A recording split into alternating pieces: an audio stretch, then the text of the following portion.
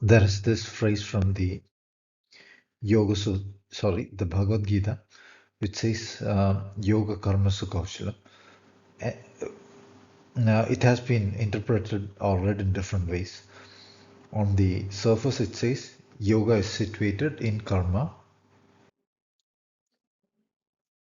Karma means action here, and Kaushalam means in a hidden sense. The word Kaushalam has to be understood in a profound sense as well. Um, I'll be devoting a slide to that afterwards. The phrase has to be understood in a very profound sense as well, because the ideas people associate today with these words were not the ideas that the ancients associated with these words. This particular phrase has been interpreted in all kinds of ways. Usually, you'll find all these translations saying yoga is skill in action, yoga is hidden action, and whatever. There was this uh,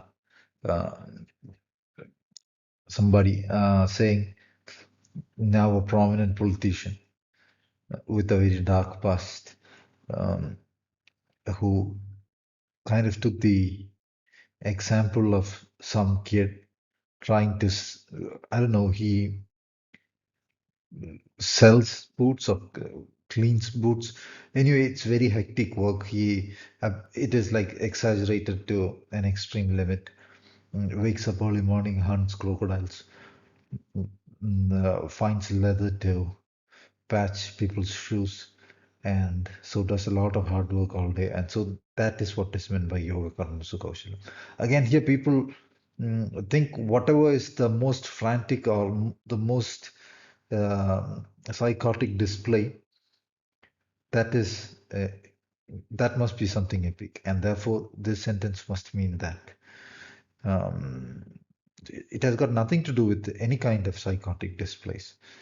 When people do not have an understanding, people associate forms with um, anything that is out of their understanding, anything that seems mystical, or anything that seems all worked up and hectic, so called visually intense, and so forth.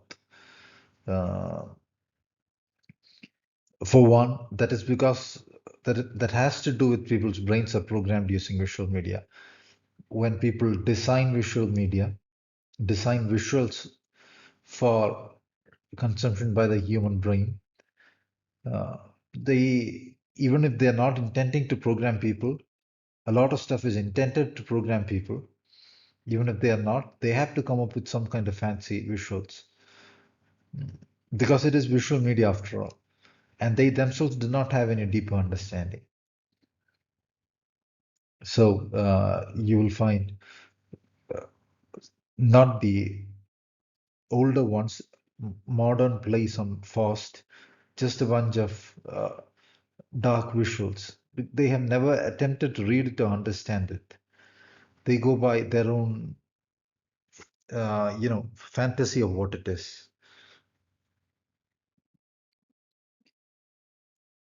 Yoga Karmasu Kaushalam is extremely profound.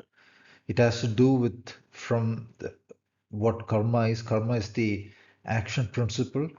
Karma Brahmodbhavam Vidhi, says the Bhagavad Gita, meaning understand karma as originating in the absolute. And therefore, it is possible to engage that principle not in an unconscious, frantic way. I'll discuss that in the next few slides. It is possible to engage the principle to find yoga. Yoga is the binding to that which is beyond appearance. And because these action principles is what is generating everything, including what is perceived as visuals, uh, the view of what it is also a view through the form of the action principle, uh, which is the mathematical form of it, into the profounder. That is why the possibility of yoga view exists there in a hidden way. By engaging that, one can continually unveil a view of the profounder, engaging that in the form of own dharma. Dharma is also dharma can also be read in different ways. Dharma is also understood as that which appears in the form of action to be done from the God planes through the soul plane.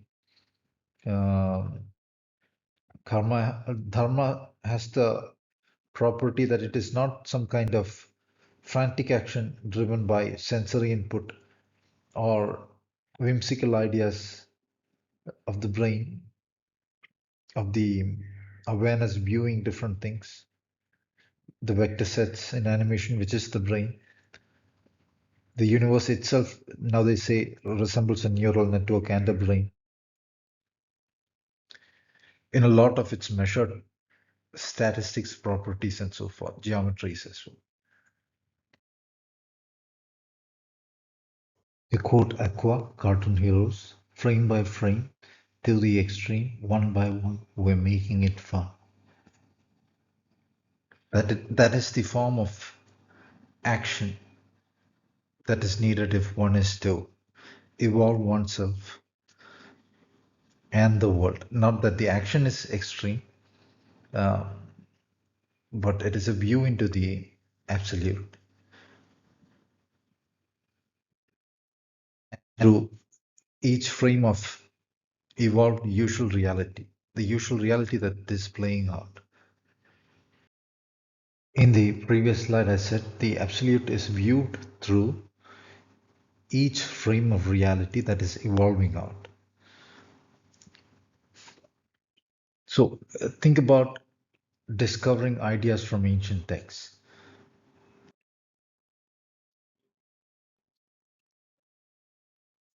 In the reptilian sense that has been programmed into people, it means putting a banner upon oneself, labeling oneself as belonging to this group, this religion, that subgroup, or this cult or that cult, this new age group, that old age group, and then follows a fancy dress kind of attire thing, a way of talking, a way of pretending. From normal people go to, uh, weird ways of talking, all kinds of attire, and so forth. Uh, but is that what it is about? It is about understanding things. In a particular era, people might have withdrawn into a particular kind of form to allow themselves the steady momentum that was just related to the forms of society in that era. In one particular era, attending to the things of daily life would have been so difficult they had to form a mechanism like monasteries, separating themselves from all the work of daily society. Yet they had to do their set of work, yet a way of finding more time. The attire and all rituals all served as a force, a form, and a reminder. And also, they had to deal with forces that were opposed to their evolution. So they had their set of rituals, burning incense, and so on, so as to purify the fields and so forth. But today's world is a place that offers a lot of ease. People can just sit at home and order food. People find hours of free time daily. Most people's work is not hectic. People can find a scripture in 2 seconds. People can find translations in seconds, 2 seconds over the internet. So all that effort that the monks had to find time for has been simplified. A space of ease, a space of clarity where one can ease and read is already there. That is almost every single home. It is just that the orientation needed to do that is not there. People are fed a set of lies saying It is programming saying the only reality is working for money and eating food or going out for some superficial fast food, those kinds of entertainment. That is the only reality, is what people are taught from a very young age. So it is very deeply programmed. They do not realize that the ease they have can be used to amplify that ease, and amplifying that ease further by attending to what you yourself want to do from your innermost soul. You can approach high planes of heavens and go even beyond. And the feeling of the uh, so-called ambrosial whatever, immortal waters and so forth, is not after death or anything. It is that feeling which appears when you attend to what your innermost being and God wants to do. It's as simple as that. Nobody wanted to go to school to do homework, keep on slaving in that pattern for a few years, perhaps 20 years. But a few people fell onto that trap of rewards. If you keep repeating that nonsense, they'll reward you. If you keep working like a slave, they'll reward you. That's from a very young age. And the worst of us, the biggest fools, who became the slaves first, were rewarded as the toppers of the class. That's Linkin Park song. And world where sages are made of gold. Imagine Dragons. Sorry, Imagine Dragons, not Linkin Park. Uh, I forgot. Anyway, so it is like that. The biggest fools, the biggest zombies were rewarded. People who wanted a more soulful, joyous way of study itself, way of understanding reality, rather than a hell lot of ritual, doing homework, repeating the same nonsense they say, uh, studying about things that have no purpose. Like people spent so many years studying a fake history, memorizing and repeating it. What is the necessary? What is the need for that? A gamified version of a video game, assume, or a virtual reality game can leave so much more understanding imprinted in the student's mind than reading a book. But that ritual of torture, that is what is held up. And people want to get tortured. So they go and pay the money. In return, they repeat the same torture. And therefore, people fall into the notion that all good things in life emerge from zombie slavery, which will be rewarded by a thing called greed, then a thing called money. And then they stay blind in fear to the deeper potentials that they have, that they could, in fact, experience heavens here and then go into heaven. They are taught everything else will lead to suffering, poverty, and so forth, because the bankers are wanting to control these people as slaves. Those societies at the top, it's what I mean by bankers, not the literal people, employees of a bank. There are societies that, evil societies that have historically generated this system and control people. So they are also driven by exopolitics, alien species that need to control humans for energy. That is why they need to bring in these AI brain chips, meta reality to control human beings, where they will exist as things harvested for energy finally. That is the goal of this kind of education, and that is what people are taught to do all life, build that framework that keeps destroying joys. So even in that framework, there's a lot of repetition. Whatever joy they can have gets becomes a minimal amount, and it is on a very low plateau. not the Greek philosopher Plato, level surface. Anyway, I think that's the way that word is pronounced. So, and then they seek occasional spikes from that there, and which results in very hard falls. They become, they do not have an idea how to escape from that state. Whatever ways of breaking it involve, as taught in visual media, some kind of, um, extreme spikes, and people end up in disastrous states because of that, because of the absence of knowledge. What is sought is not some kind of fancy visual form or anything, but the knowledge that will free oneself from such a framework of foolishness where one has to live as a slave to this corporate framework which is destroying humanity. I'm not saying businesses or anything is bad, but what are businesses doing at the moment? There's nothing virtually except virtual reality, brain chips, DNA editing.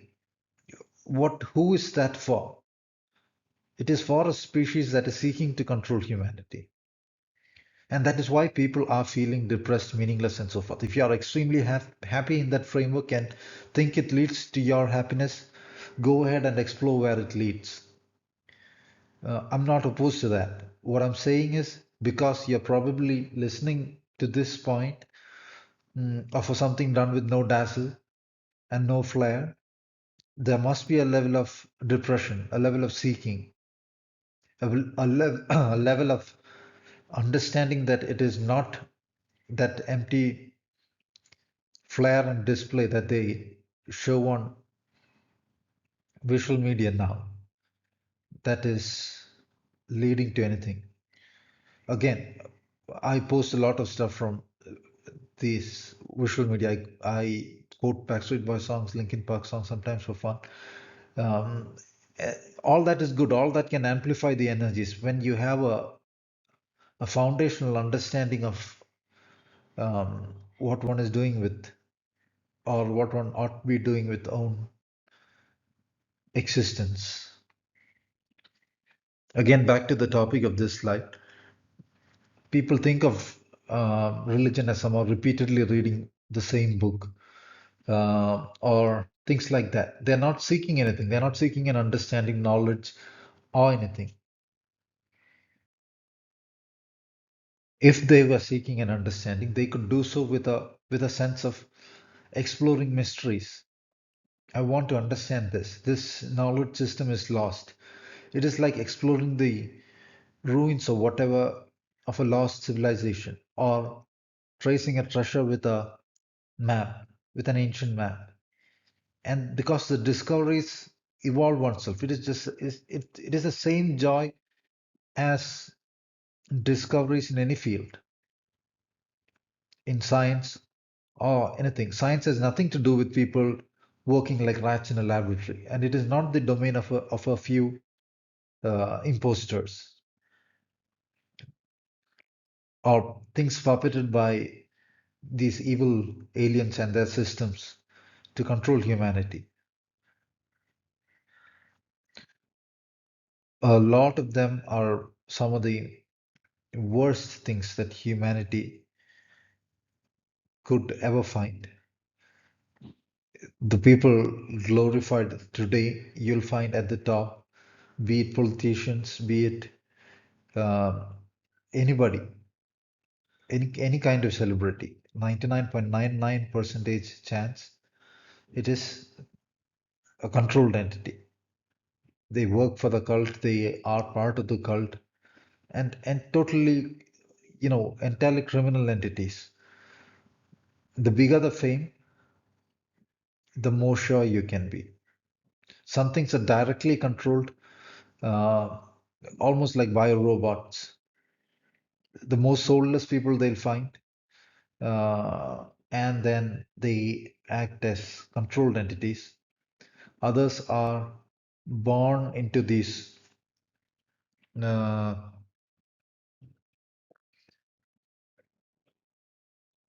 where they get trapped from an early age.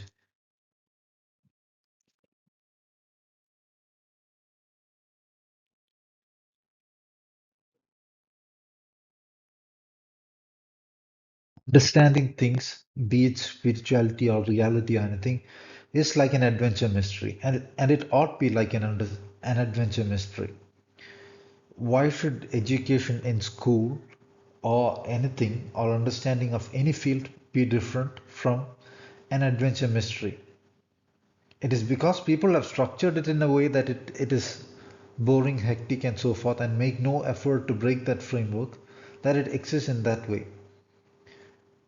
Where a gamified education could be done by a multi-billion dollar firm, and it made accessible to students world over. The same ritual, which is burning tons of fuel, kids driving to schools where they get the zombie frame of brain.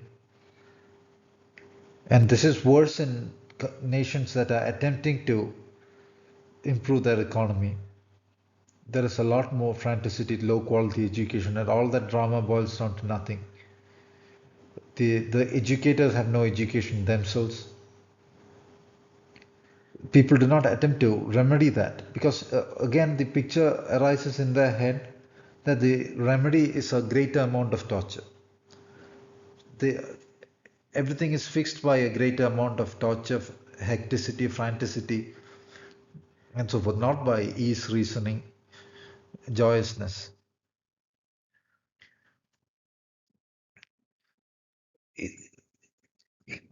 People invest billions of man hours in both making and consuming useless social media. Do they invest a similar amount of time in making a good educational system? Nope, nobody's interested. The framework in place does not allow that. Education does not mean the high school education or that this education either.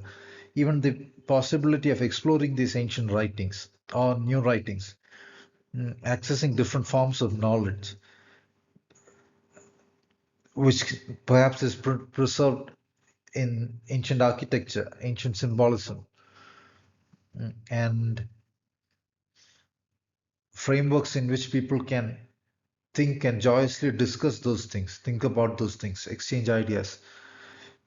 The framework of mathematics, physics, all those things can be used to understand the profound of the whole, rather than saying physics only deals with this thing, mathematics only deals with this thing. Those frameworks are breaking down.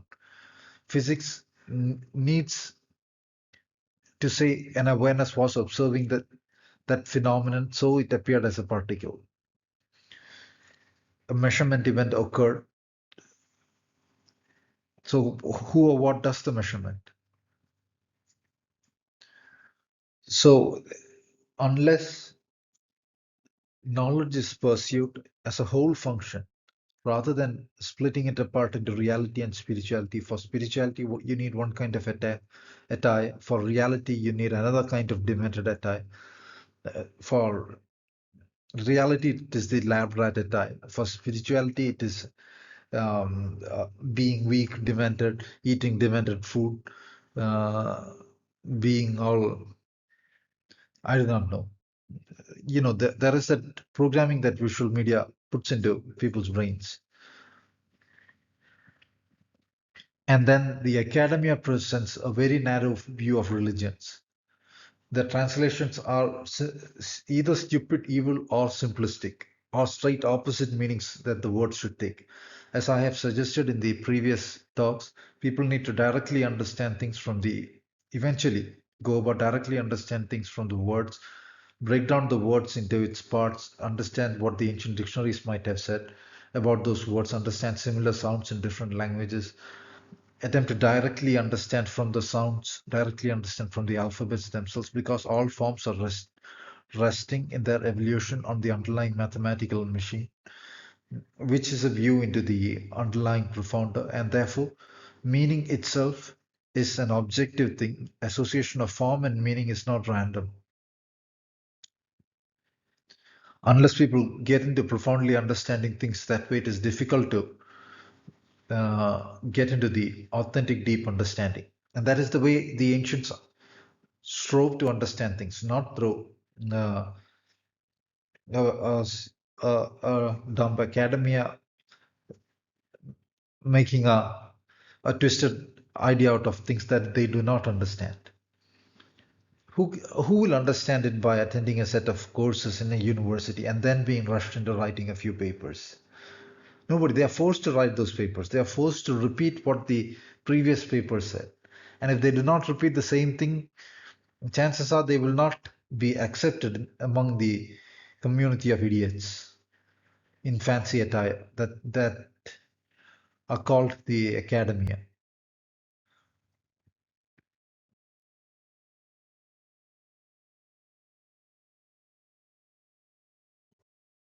So discovery or evolving oneself is not an action that has any kind of religious hue. It is the same action that whose form appears in front of all beings. I just happened to see this image at the on the slide that I had put up. So assume you are on a place like that. One thing you can do is just ease and marvel at the beauty of nature, and then you can deepen your perception, pondering. So you're immediately vibing with what is beyond. And if you stay in the joyful state, a deeper and profounder joy arises. And that is not different from any method that is invented by any so-called religion. The awareness is drawn into the joyous that is beyond automatically, and the joyous form in which the appeared phenomenon has presented itself. While due to education and media, people tend to want to take a photo to impress other people. If there are four or five people, they want to impress each other, want to pretend to be hectic, busy. So that becomes an empty ritual driven by, the modern society. The modern society has a religion of its own, which is somehow display things, pretend that there is nothing deeper, be wary of each other, avoid each other, or avoid doing good for each other. Uh, and when people are like that, people have to avoid each other. So they do, of course, have a very uh, psychotic religion that drives their actions.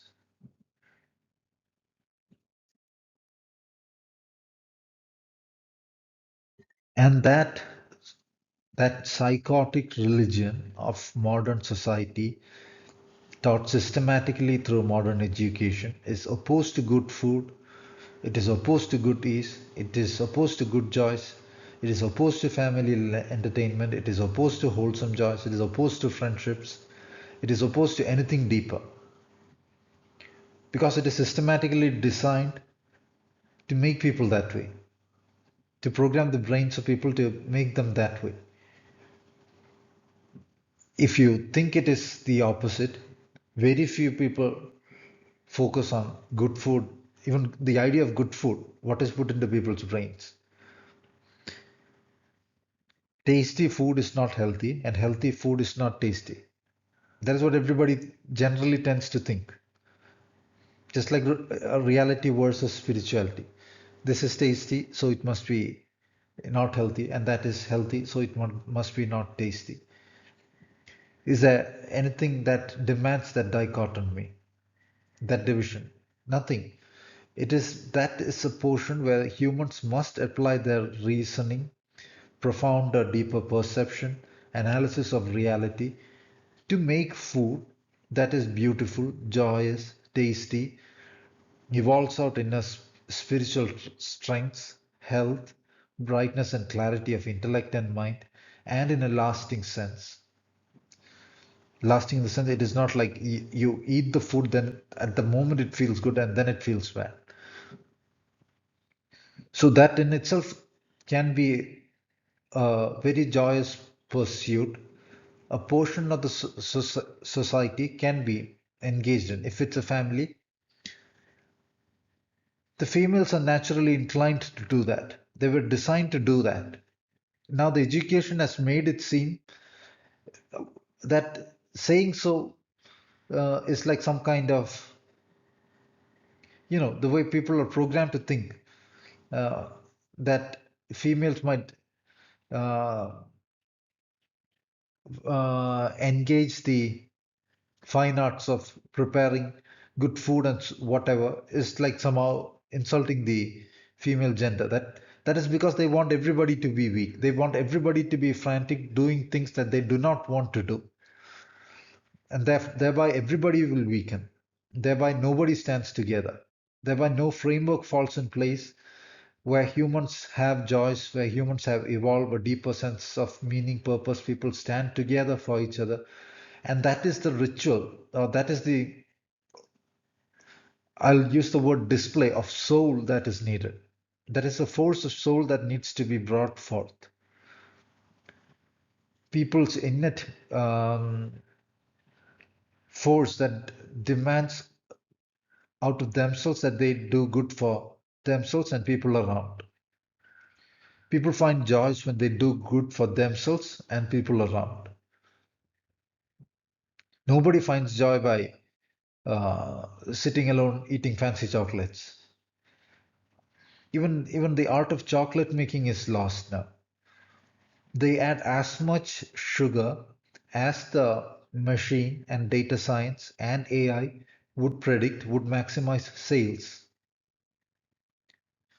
Significant portions of different societies from Kuwait, 50%, I guess, to Eastern societies, 20 to 30 percentage, are ridden with diabetes.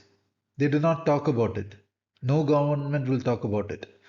They will talk about engineered vaccines, foreign engineered virus, which would result in huge spikes in heart attack rates, and then they will say the virus was what caused the heart attack rates to spike up, and so forth. The media is run by them. And even during such a engineered disaster to alter human DNA, they would not allow the truth to get out, such as high doses of vitamin D are extremely good at healing um, these types of diseases, viral diseases, and so forth. Like 70,000 IU vitamin D for 4 or 5 days, it will disappear. Almost immediately, it can disappear, taken with a creamy diet, because vitamin D needs fat to absorb. All people who had, almost virtually 99 percentage people who had issues during a particular pandemic phase had vitamin D deficiency. At that point, they'll give like 400 IU vitamin D or 2000 IU vitamin D per day. That is not, that won't do any good. It has to be a high dose over a few days. Whether you have a deficiency or not, it'll virtually almost immediately make the symptoms disappear. There were studies saying uh, without vitamin D deficiency, there were no issues virtually. There was almost no deaths in that group. But those studies were stifled. Nobody even heard of it. Vitamin D in high doses for a few weeks can be deadly. For up to a week or two, it is safe. That is not what I say. I'm speaking on what I have read. Disclaimer. You can research it on your own. At least at the face of such a symptom, one can take a high dose for a single day at least. Did any government recommend that? No. High dose for a single day is normal, usual. It is good. It supplements are sold that way. They sell supplements that way because it acts as a supplement for the health of a good proportion of society, even during normal times. Again, the principle they function by is they need to generate human suffering. Even that field is what something they feed off. There are energies that are produced during this stress, suffering, and so forth that they can collect on other dimensionally. It is like a form of harvestation of energies and substances. Other dimension is not just energies. The other dimension involves substances. Joys were enjoined to life by the God principle, by God. When they speak of religion, they put out false histories, put out lies, put out stories of huge amounts of suffering, and so on and on and on. That's that is not the path. If God, as a principle, is bright, clear, joyous, wisdom, truth, consciousness, awareness, and so forth, conscious, aware, these are all descriptions you find in ancient writings. And so is the word joyousness.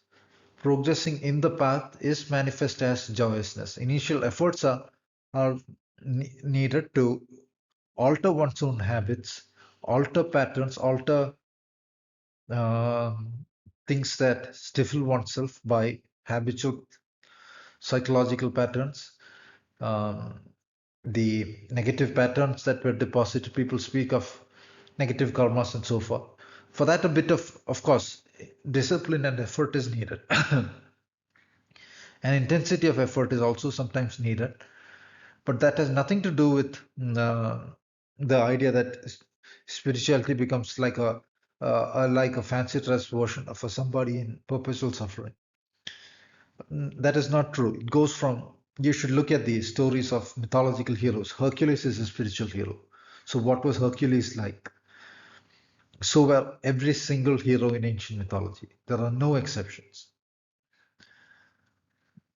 Were they all dull, boring people with no doing nothing, never eating any good food, never drinking wine, doesn't do anything, doesn't interact in a joyous way, keeps a dull state of mind, keeps a dull face.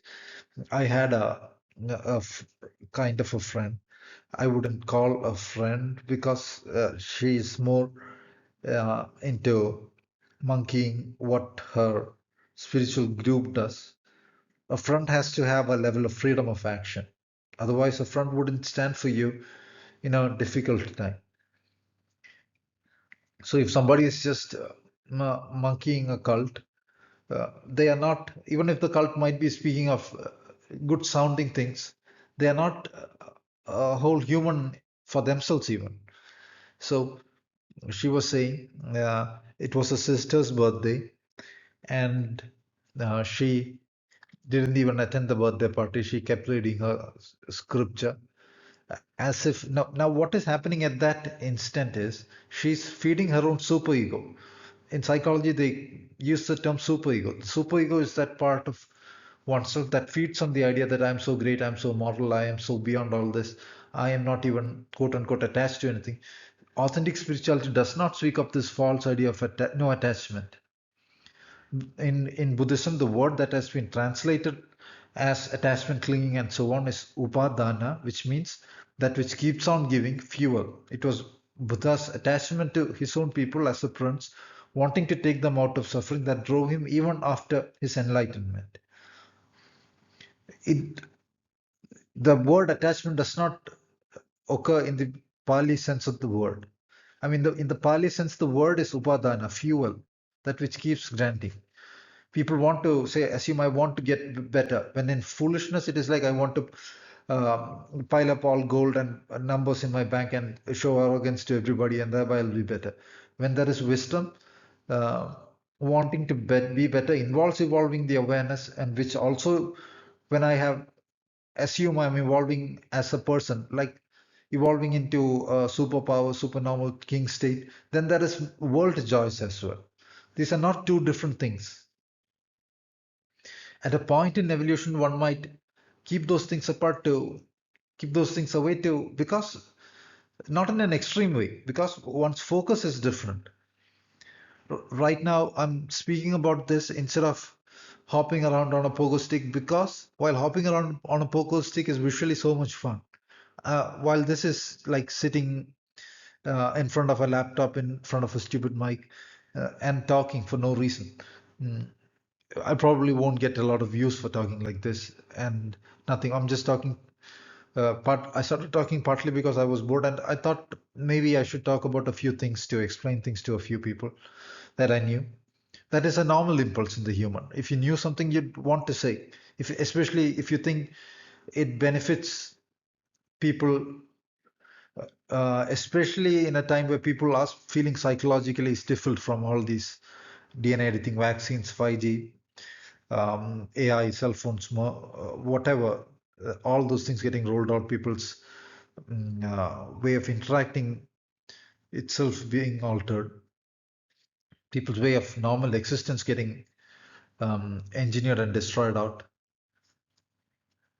So at that point, I thought it would be normal for me to want to talk. Back to what I was saying, even though hopping around on a pogo stick is technically more fun, I do this and keep away the pogo stick and happy things because this is inwardly more joyous and happy for me.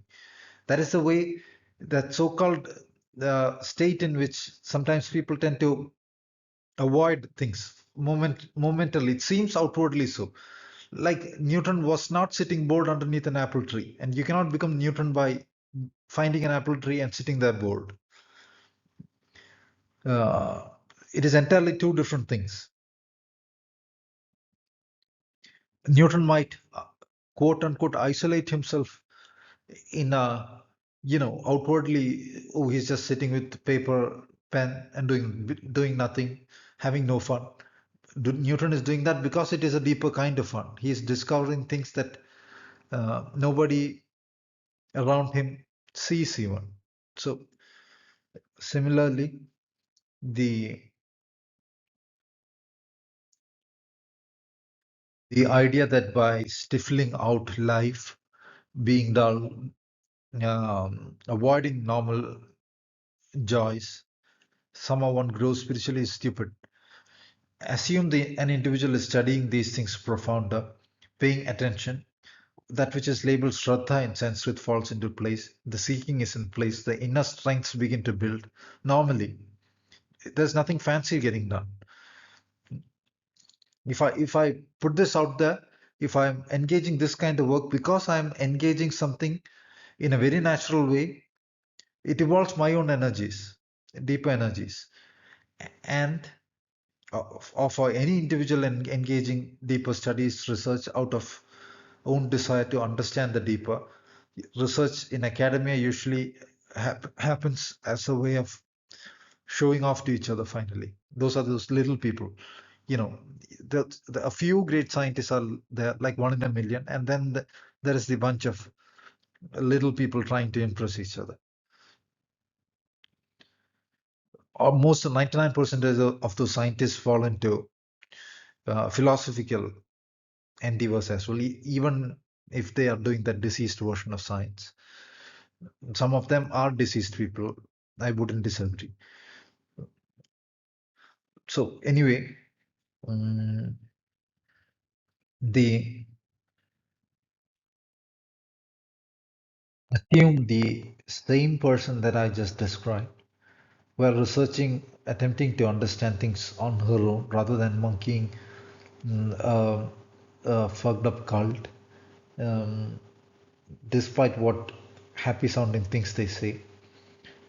If she were researching, understanding things on her own, finding her own soul, and engaging her own soul in what is normal action for her, at that point of the birthday party of her sister, is a point in which those energies evolve even more powerfully.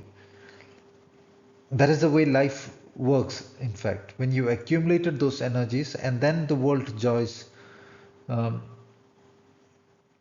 are engaged, the joys of family, the normal, even like visiting a supermarket, going to the McDonald's, or anything.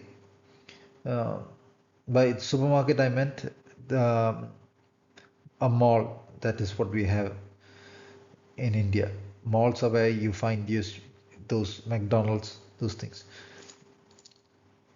Uh, so even if you go there, spend some time with a friend uh, or with your family, that is immediately sparking the soul with the world and in forms of joys that are enjoined to good normal life by that principle which created the world and everything in it.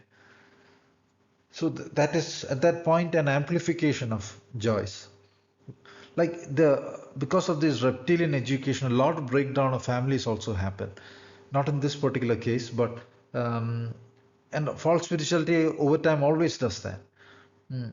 It is dangerous to follow these cults and whatever. The cults can talk about it, things in very spiritual sounding ways. They have their fancy dress shows and so forth, but they have no deeper sense, depth, reasoning, or anything.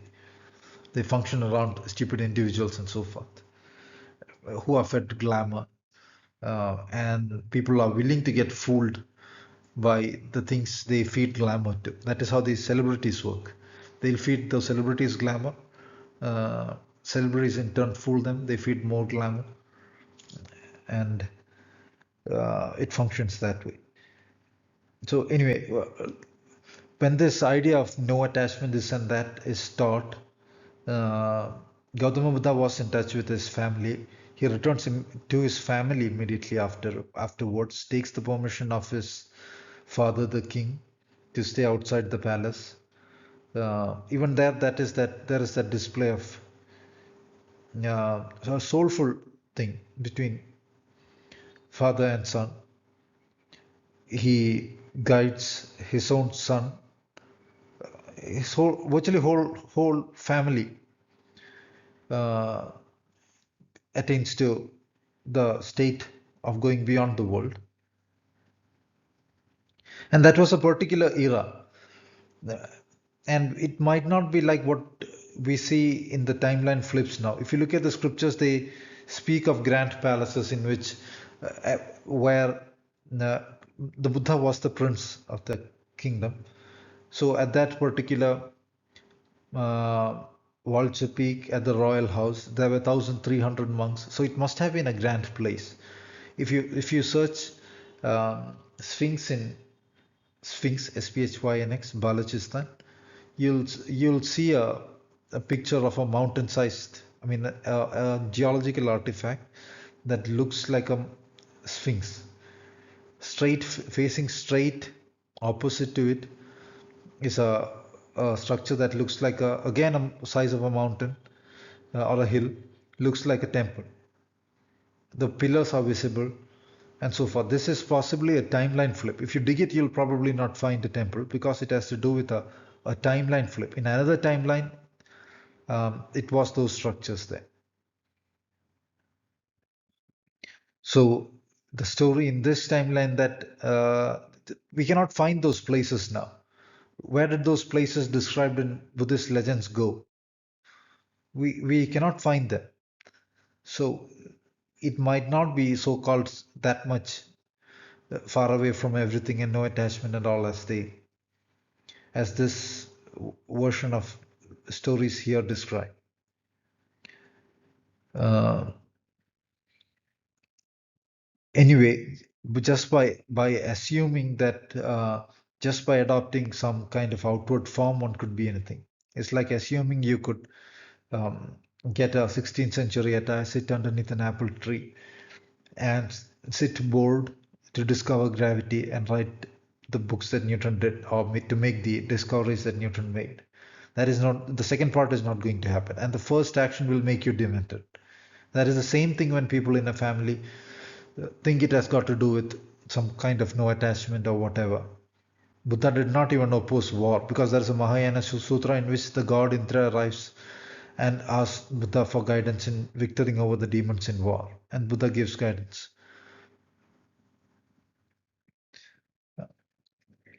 Um, so the principles of family and the wholeness of it has the purpose of going to the beyond, of unveiling the beyond, frame by frame.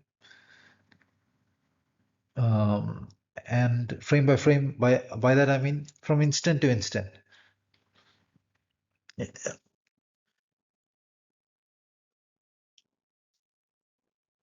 In normal joys that are not of an extreme nature, that which is beyond the extreme gets unveiled. The extreme of um, all that is beyond the world joyousness and so forth.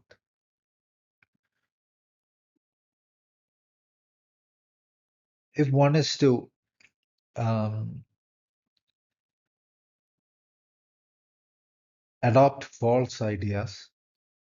It is like taking false medicine or doing surgery with no understanding or with a false notion, like surgery is to be done with a hammer. So people need to just calm down, be at ease, think. Zen speaks of the great doubt. Establish a great doubt, which is not skepticism, which is like a Zen state. It has to be understood on. Skepticism is a very narrow state of brain. It is a kind of belief. Whatever you see, even if a ghost comes, which slaps the shit out of them and goes, they'll say, I did not see that. I probably need to go to the psychiatrist, who is probably another kind of psycho. So the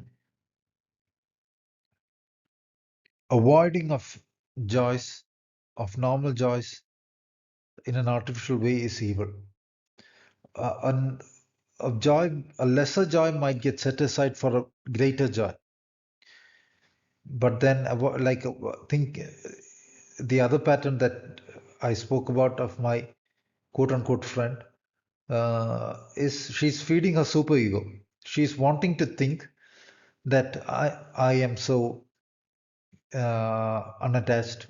I achieved this much by sitting and reading the same nonsense, the same foolishness, the thing that is taught to program them again and again. It might feel good because the superego is getting pleased. Some people might derive a bit of benefit from it because they might engender more time spent on maybe a bit more discipline in life might set in initially, but then it will break them down very fast. So that normal sense should not be uh, discarded. This has been spoken of by philosophers like Zhuangzi. Tao Te Ching has that underlying principle. The Tao is what the world is animated by. It is not some kind of fringe evil to one side or the other, or suffocating life kind of philosophy. The Buddhist philosophy speaks of avoiding prana adipanna, meaning avoid suffocating life. It is translated as no killing. It does not, in the word sense of it, mean no killing. That is, if a king who could defend a kingdom against a bunch of demonic invaders and demonic things attacking the society, were saying, "I will not kill anything," and sit there, tie himself up to um, a staff or a pole and stand there for the enemy to arrive. That is overstepping on life. That is stifling life, prana adipanna. If he engages war from the soul and life spirit sense, that is giving a free expression to soul, and thus the evolution of soul, force, and life that destroys out evil, that stifles it, that attempts to destroy it. In Alice Bailey's book, God, words for that God plane, they use words like life, source, soul. Uh, Perhaps not exactly those words. Life and force are definitely used for that which is beyond. Soul she might speak of as a principle um, in phenomenon, but that is just a difference in terminology. But life, force, all those things are in a divine whatever. Is divinity in manifestation, is that which is beyond the God principle itself in um, evolving forth. Evil is what attempts to stifle, narrow down, and destroy its grand evolution. The forms of rituals of kingdom are not weakening rituals. If you think of the kingdoms of ancient eras, were they a bunch of weak people? No, they were very strong people and very joyous societies, extremely joyous societies. Like I have pointed out in uh, previous talks, the word vihara, meaning celebrativeness, is used to describe kingdom rituals, kingdom formation rituals, and so forth. Yet another thing is these false sages will try to disrupt the normal married life and so forth. In fact, understood profoundly, that principle can amplify the evolution of um, the inner joys, life, and thereby thus virtue, strengths. I'm not talking about avoiding anything, but the principle of marriage and family is, though I do not discuss any other details here, because people have to approach a state in which they can understand things. If people innately uh, are stuck in very narrow frames of thinking, it is not worthwhile to discuss things, discuss ideas that they wouldn't or do not understand. If you refer to mythology and the lives of normal beings in mythology, do they live a stifled artificial life? All those Viking kings, the Greek philosophers, the Greek kings, um, all of them, the Greek gods are spiritual. How do the Greek gods live? They are spiritual and evolving in their spirituality, evolving into something greater as well. They have not touched the ultimate, obviously, because they're still gods above humans.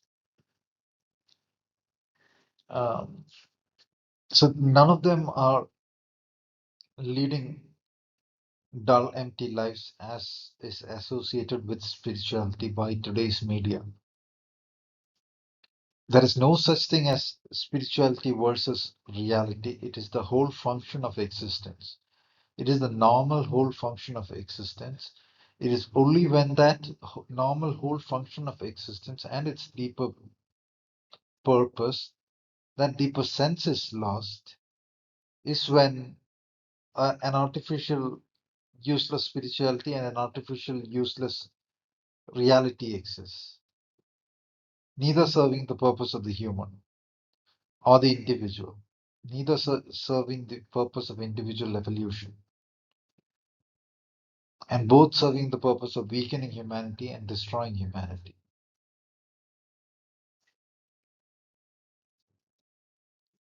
I am not saying, because the programming goes deep, I have to say this. I'm not saying the ritual forms and all those beautiful forms of ancient civilizations are worthless. It has its own force and its own beauty. People can aspire to it. That is also part of normal mm, endeavors. I speak of Zen. Zen has its own aesthetics form. I speak of different traditions, not just Zen. I speak of even the Greek traditions. They had their own forms and rituals. A ritual is a term given to something. That's all. They had their own ways of existence. None of these ancient epic societies existed separate from their sense of profounder realities. And they were not primitive societies. There have been different timeline flips and so forth. You find sprawling huge cities, even in South America, even in this timeline flip. And there's no clue where the builders went. There are societies that have gone to higher and deeper dimensions. There are temples in higher and deeper dimensions. The first time that I was told, of course, I did not know what I know now, a few years before, because it involves the process of research discovery and so forth. So I was told by uh, somebody that the sun, I asked about the sun. So the reply was, because they can also see your thoughts. South Americans had to do with sun worship. Um, the sun is not a gas ball. That was the reply. And often the communication has to do with telepathic elements. Uh, and it is nothing fanciful. On certain planes and with certain abilities, and in certain worlds, even without abilities, the natural mode of communication is exchange uh, um, telepathically. That is the normal nature of existence. For some beings, it is like that. Even for some beings that are not um, that epic, like the gray aliens, it is their mode of um, normal mode of interaction. They can make their thought appear in own head, and it'll appear in own language because the thought gets mapped into the DNA patterns evolved out as the brain form in own head. And languages have to do with the world DNA. So even Sanskrit exists across different worlds. English might exist in different worlds because the world DNA, the universal DNA, all those things exist. A world's DNA is a subspace of the universal DNA, and a human DNA is a subspace of the world DNA. The awareness is in scan of its own DNA pocket.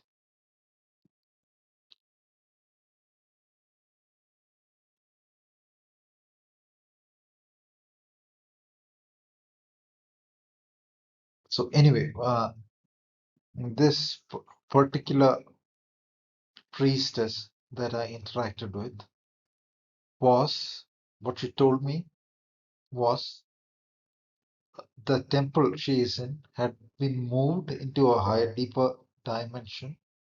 She said it is not heaven, but it is a high world.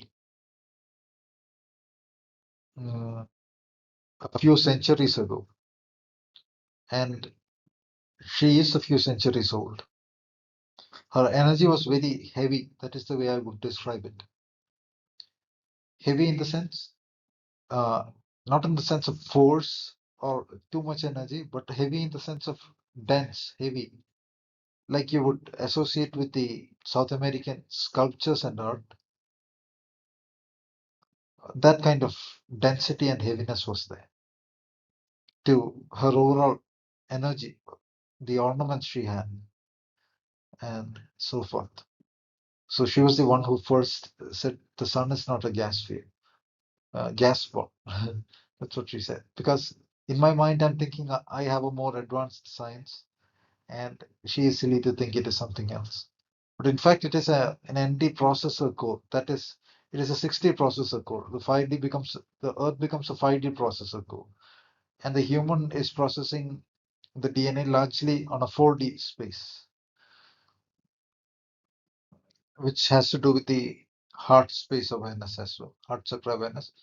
And the 6D map of the sun core is the sixth chakra perception in the human, and the higher is the galactic perception. So what is the outer sun, the inner chakra sun, and so forth are not different. And what is in the zero of the sixth chakra and the zero of the higher and lower chakras in the absolute sense is that God. So the Upanishadic traditions will say the being in the eye of the God, sorry, in the being in the eye of the sun, the eye of the earth, the eye of the um, whichever observing spark uh, is the absolute God, etc. In this era, we have access to uh, mathematical, symbolic language, and so forth that can be used to express things in a somewhat different way.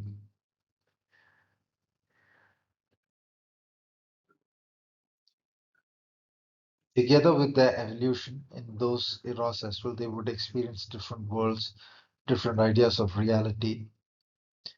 They would interact with different worlds, not in the sense of taking drugs and seeing things physically. Where did those civilizations go? They think they disappeared somehow. There is no evidence of a catastrophe of people having packed up everything and left or anything. So there have been very high civilizations on Earth. They have left their mythology, very sophisticated mythology and philosophy, which dates thousands of years ago, dates to thousands of years ago, including Greek philosophy, who the Greeks who had attributed it to Atlantis.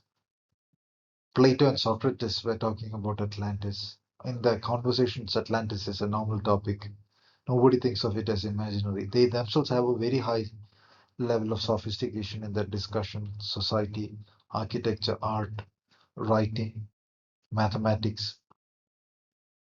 So it cannot be a bunch of hunter-gatherers who came together and built a set of fancy classical Greek buildings.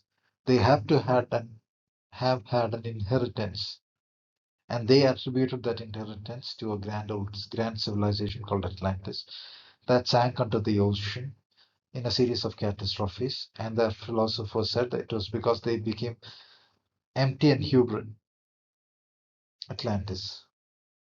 The thing about periodic pole flips occurring, resulting in huge catastrophes, has been written about in different books. You can research that yourself. Together with pole flips, also timeline flips will occur. The future and past view of things will change. So it will seem as if nothing existed before, except for residue artifacts, which will seem like mountains in the forms of grand palaces or and things of the sort. Those are residue artifacts and out of place artifacts, out of place buildings, architecture that cannot be explained. Research Tartaria, Tartary, Tartaria, Tartaria. Even the 1900s had very beautiful architecture. They still document it, like have, they still have images of it. But they say all those grand architecture, including the Empire State Building, was built for some kind of affair in a few like months or weeks. That is impossible. And all those grand architecture, though it exists in paintings, has been destroyed out, including in the USA. Extremely beautiful statues that are almost better than what is in Rome. The British cannot make those things. The British have never made any of those things in Britain here. I'll perhaps add one slide, the next slide, upon that. I think I referred to the Empire State Building when I wanted to refer to something else. But anyway, this is the Hollywood program idea of USA in 1800s. These are actual images of 1893 Columbian Expo. During that phase of time, they have lists of so-called expos and buildings that were built for the expo as if some kind of makeshift buildings and then destroyed out. Other tales introduced say some of those buildings were lost in fires and so forth. But these expos have been listed in cities across the world, and some of these so-called uh, buildings depicted as built for the expo span a significant portion of the city itself. I'm not talking about this particular case of the Columbian Expo, but I'll discuss that perhaps in another talk or perhaps not.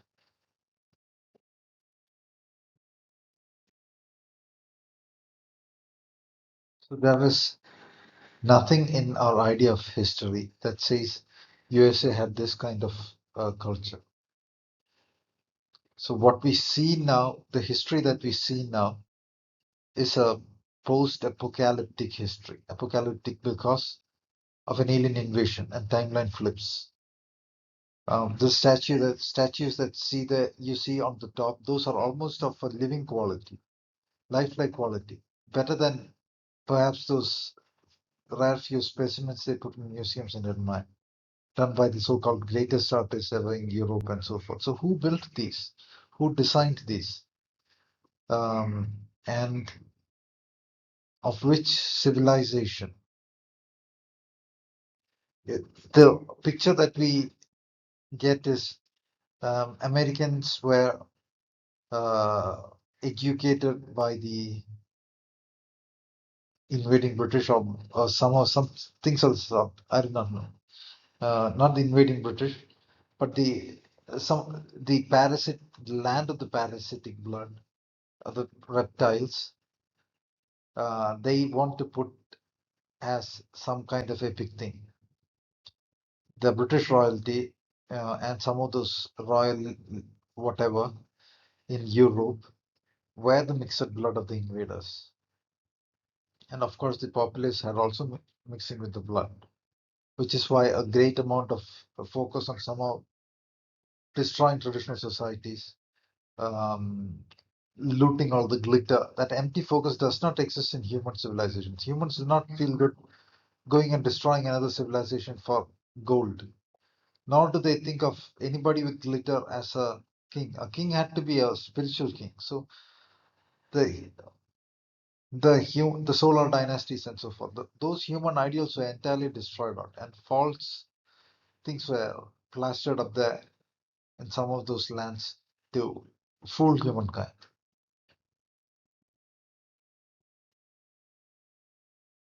Here's another photo, another. And the tale is they made all these as if some makeshift expo.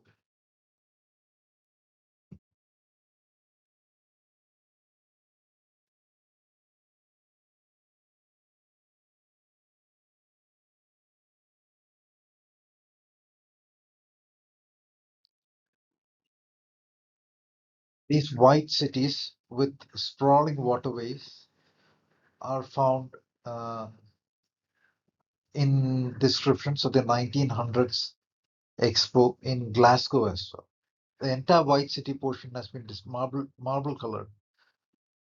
City portion has disappeared, destroyed out. Where did it go? So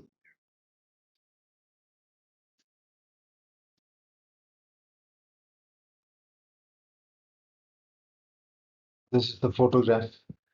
Again, these are what has remained across the timeline flips. Most people have never seen this. They should be advertising this as some kind of glorious history. Why do they hide this? If you look at the statues, these are lifelike statues, down to the muscle details. The muscles in the arms, legs, those details are visible. So this has a high degree of artistry and craftsmanship. Who had that? Which artist? Were there a bunch of artists like Michelangelo or whoever in USA?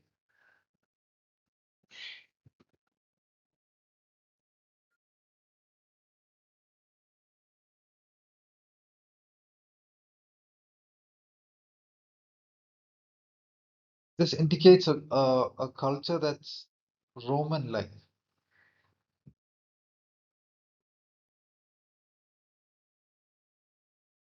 Again,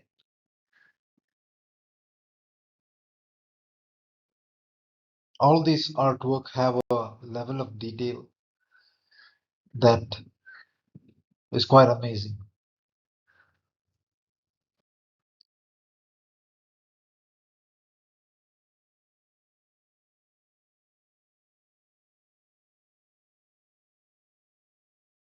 While the invaders destroyed some civilizations entirely,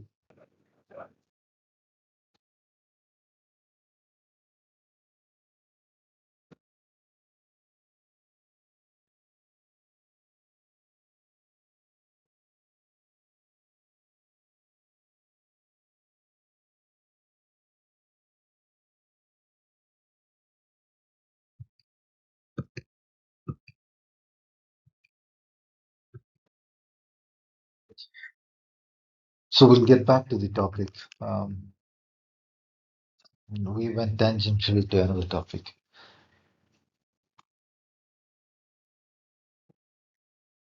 The Bhagavad Gita says, um, Yogastha Kuru Karmani, Sangam Tektva Dhanam Jaya, Siddhya Siddhayo, Samo bhutva samatvam yoga uchyate.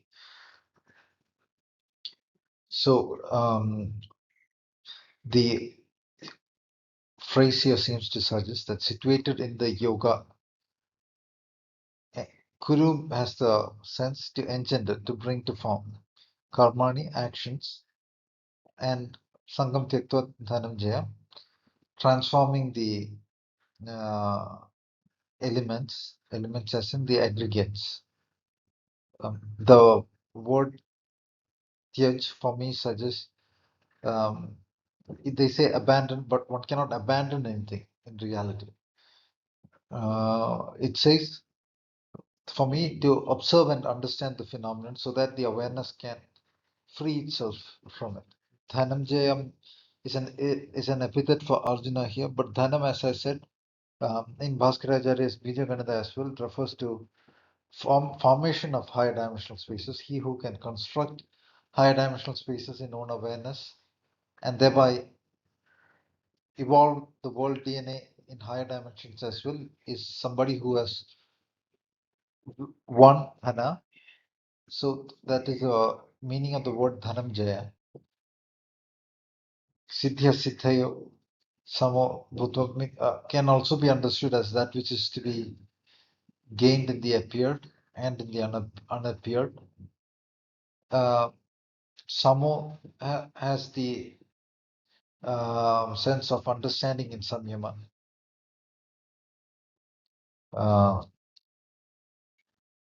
And I'll go to the next slide. So here it says Durena Hyavaram Karma Buddhi Yoga Dhananjaya Buddho Sharanam Anvicha Kripanaha Palahetavaha. People, even this translation, this is by, you can search Sargent, Sargeant, the Bhagavad Gita. A grammatical breakdown with the usual modern sense of meaning is given. By it's so you cannot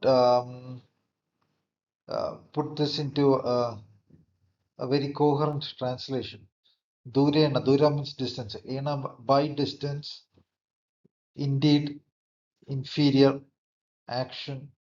That is how it goes, the translation. But then they have to make a guess to put it into some other understandable sensible form. So Durena for me suggests, and that sense of Dura as beyond is at least, I guess, found in one ancient writing. By that which is beyond, he indeed avaram. Avaram means var means to grant. Avaram means to bring down karma. By that which is beyond is one brings down the action principles, action possibilities, action potential vectors by transforming it in higher dimensions, by transforming a different set of, by holding a different set of vectors in higher dimensions, because one is already Dhananjay, has understands the principle of holding higher dimensional perceptions. And this happens by Buddhi Yoga, from Buddhi Yoga. Buddhi Yoga means from Buddhi Yoga. Buddhi means the plane of awareness artifacts that can process that can perceive the mathematical transformations of the universe and that can understand it as well. That is the Buddhi. Bhagavad Gita also says, Evam Buddhir Param Buddha, by the Buddhi understanding that which is supreme, Param or beyond. The Heart Sutra says Gade Gade Paragade, Parak Samgade. That in that sense, kind of in that sense, the Param beyond.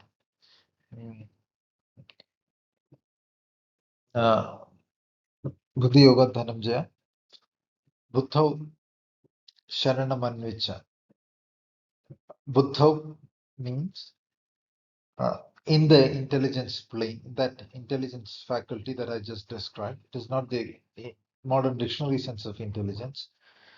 Sharanam is translated as refuge, but in a particular scripture, Sharanam is the name of a serpent, which has to do with the transforming DNA vectors, the serpentine perception, caduceus. Uh, so across dimensions uh, is often associated with that serpentine form. Buddha Sharanam Anvicha is Anuicha. As one wishes, Sharanam Anuicha. That serpentining form is altered by the will.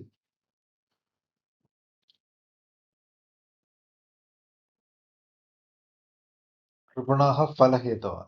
Tripanaha mean here it could be read as they are pitiable who fall into the perception, that is perception transformation, that is described as phala. Phala is a kind of fall into the spatial scan sense. When people think these spatial vectors are real things, not real things, are things that they want to hold forever. I'm not speaking of real versus unreal, because a mathematical view into a deeper dimensional reality, the mathematical artifact itself also has its reality, subjective reality. Uh, they think of it as something to be held on to. Their awareness, of course, one needs to hold on to things in engaging world phenomena. What I'm saying is the awareness understands it as if the awareness cannot do Dhananjaya in the first place, cannot win over the dimensional scans, and it is not willfully acting out action possibilities, but it is more or less like somebody goes to work, they'll get money, and they are so happy because they got the money. That is not bringing down the action principles so as to engage action to gain a view of the profounder, deeper, and thereby establish yoga. The person who has to pitifully do this or that just to get money and thinks that is the whole of possibility and the whole mode of existence is pitiable, is described as pitiable. That is one possible way of reading this, as I understand, as I see. Yukto jahatiha ubhe sukrita dushkrite tasmat yogaya yujyasva yoga karmasu kaushala.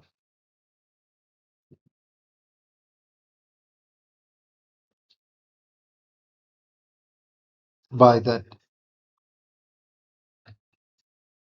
enjoining with the intelligence faculty, which can understand dimensional formations and engage dimensional formations, winning over jahati, I mean winning over here, both easy and difficult action principles, and through that to yoga, getting enjoined, one becoming enjoined. Yoga is the enjoining to that which is beyond. Action is unveiling that which is beyond due to various factors, due to the mathematical artifact being a view into the beyond, due to the soul sense unveiling the beyond. When one engages the action dharma principle, the soul sense is amplified. In that way, yoga karmasu kausala.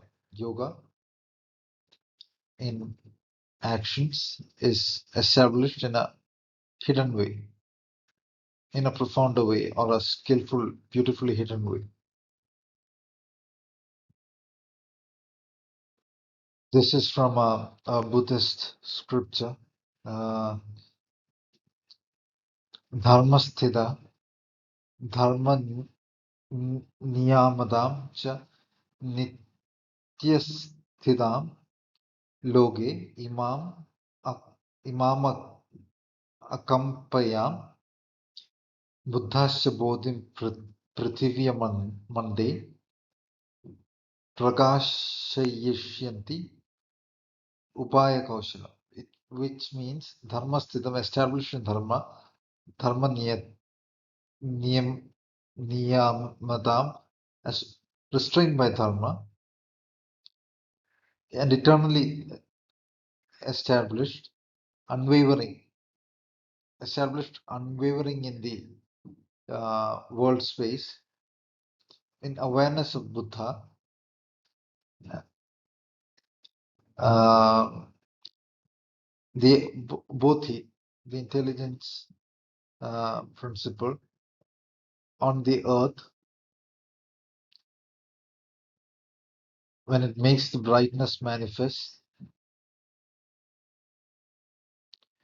the brightness of the, this is a Buddhist sutra, so brightness of the Buddha manifests through the situationing in the Dharma principle, that is described as Upaya Kaushala. So this is the same idea apparently being described in somewhat different terminology.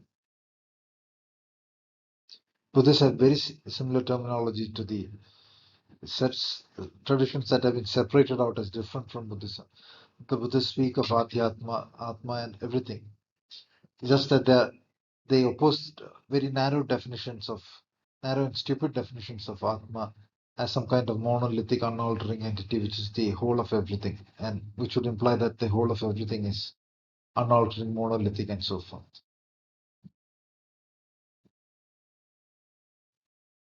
They do not deny the word Atma. They deny, just like the Vedic concept of Na iti, attributing altering world perceptions, such a definition of some kind of monolithic, unaltering self.